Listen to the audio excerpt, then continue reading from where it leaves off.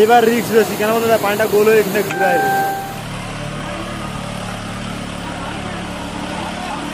বন্যা হয়েছে সকাল থেকে, মানে রাত 3টে থেকে বলছে যে ভেঙে গেছে, কিন্তু অনেকে বিশ্বাস করছে না যে ভেঙে গেছে না কি হয়েছে। সকলে বলছে একবার এসে বলছে না ভাঙছে না, একবার বলছে ভেঙে গেছে। তার জন্য এখানে সকলে মানে কোন রকম পরিস্থিতি অনুযায়ী দেখে কেউ কোনোদিন কিছু মানে গুছিয়ে মানে তোলার মতন তাদের ক্ষমতা কিছু নেই যে তুলবে।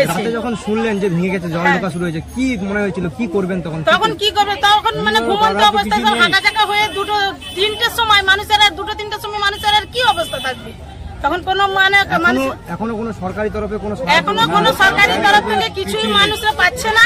এখানে আমাদের সামনের বাড়িতে এসে সকলে এখানে এসে আমরা এখানে সকলকে আমরা স্থায়ীভাবে বসবাস করার জন্য আমরা এখানে মানুষকে করেছি।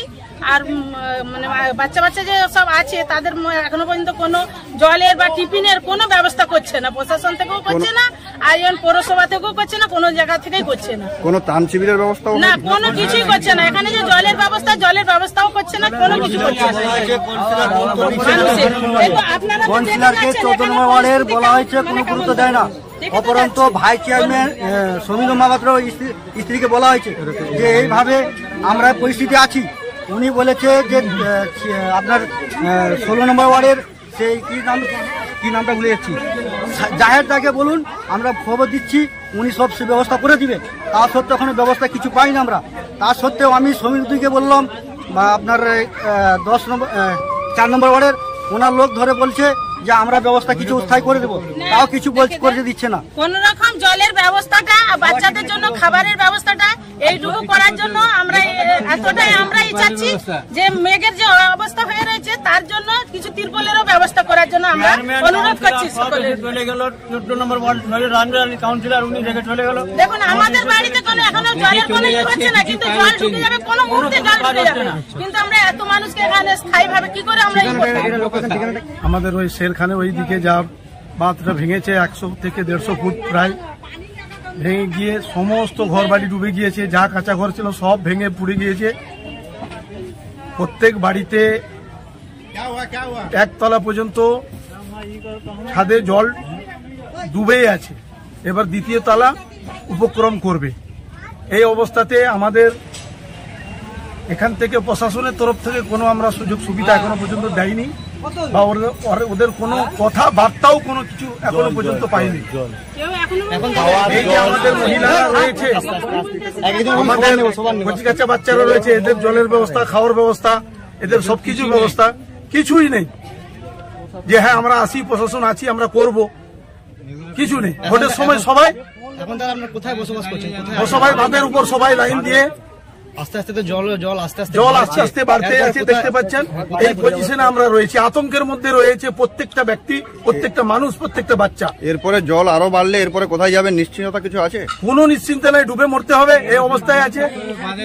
কি চাচ্ছেন এখন আপনারা? কি চাচ্ছেন? সহযোগিতা প্রশাসনের তরফ থেকে, খাওয়া দাওয়া, জলের ব্যবস্থা একটু চাই, তিরপাল কিছু চাই, যে ঠাউতে একটু থাকবে মানুষ।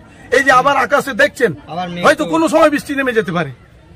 এই সময় আমাদের প্রশাসনের একবারে দাঁড়ানো উচিত সব সময়। কিন্তু ওদের এলাকার ঠিকানাটা একবার বলুন। এটা 14 নম্বর ওয়ার্ডে গড় পুরুষোত্তমপুর গ্রাম। একদম বসে আছে এখন, দেখুন না, মানে ক্যামেরা করুন না ওইদিকে।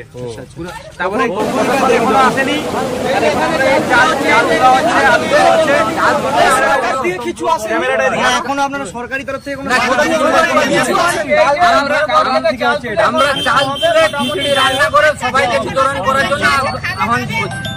এই মুহূর্তে কোথায় বসবাস করছেন? এই মুহূর্তে বাঁধের উপরে, রাস্তার উপরে, না একটা আছে তিরপাল, না আছে একটা কিছু, এমনি সব পড়ে আছে। আপনি আগে আসুন, আরো দেখতে পাবেন। এখন পর্যন্ত জলের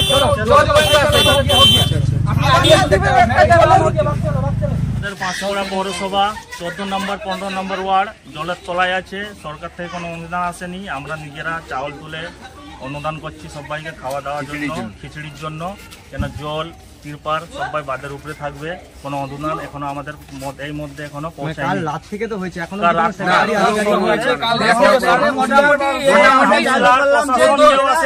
নম্বর ওয়ার্ডে কাউন্সিলর এসে চুপচাপ পালিয়ে গেছে। দেখে পালিয়ে গেছে, কোনো কোনো প্রশাসন প্রশাসন এখন পর্যন্ত আমাদের 15 নম্বরে তো কোনো কাউন্সিলর নেই।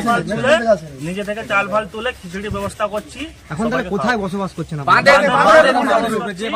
বাঁধে আস্তে আস্তে তো দেখছি যে এই রাস্তা এবং আস্তে আস্তে কিন্তু নদী গর্ভে আস্তে চলে আস্তে যাচ্ছে। এসটিছে, জল বাড়ছে, জল বাড়বে। জল বাড়ছে। তখন কি করবেন ভাবছেন? কি এখন সেই করবো, সেই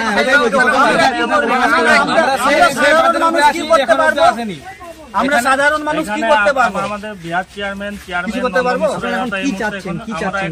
আমরা চাইছি অনুদান, বিশেষ করে অনুদান যেরকম আছে মানুষের জলের এতে সুবিধা। এতে কি চাইবো সেটা বলতে হবে। আপনারা ক্যামেরাটা একটু পিছনের দিকে করুন, নিচের লোকগুলো তো পুরো ভেসে গেছে, ওদের তো এক প্লট পুরো ভেসে গেছে, করতে হবে। ওদের লোকগুলো কি খাবে, কি করবে?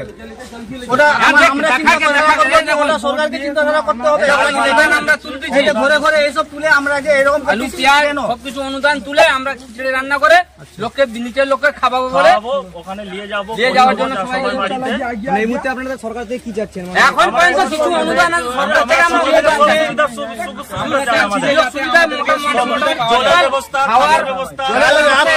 কাল রাত থেকে যে ছেলেগুলো খাটাখাটনি করলো তাদের জন্য এক প্যাকেট বিস্কুট নেই, একটা কেক নেই। ছোট ছোট বাচ্চারা কাল রাত থেকে এলাকার নামটা একবার বলুন। এই এলাকাটার নাম চার হাভেলি, 15 নম্বর ওয়ার্ড, ওয়ার্ড নম্বর 15, পাঁশকুড়া, গড়পুর, সপ্তমপুর, 15 নম্বর ওয়ার্ড।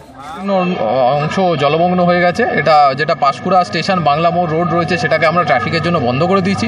এছাড়া আমাদের প্রতাপপুরে হোক বা মানুয়াতে হোক সমস্ত জায়গাতেই রেস্কিউ অপারেশন চলছে। ঠিক আছে?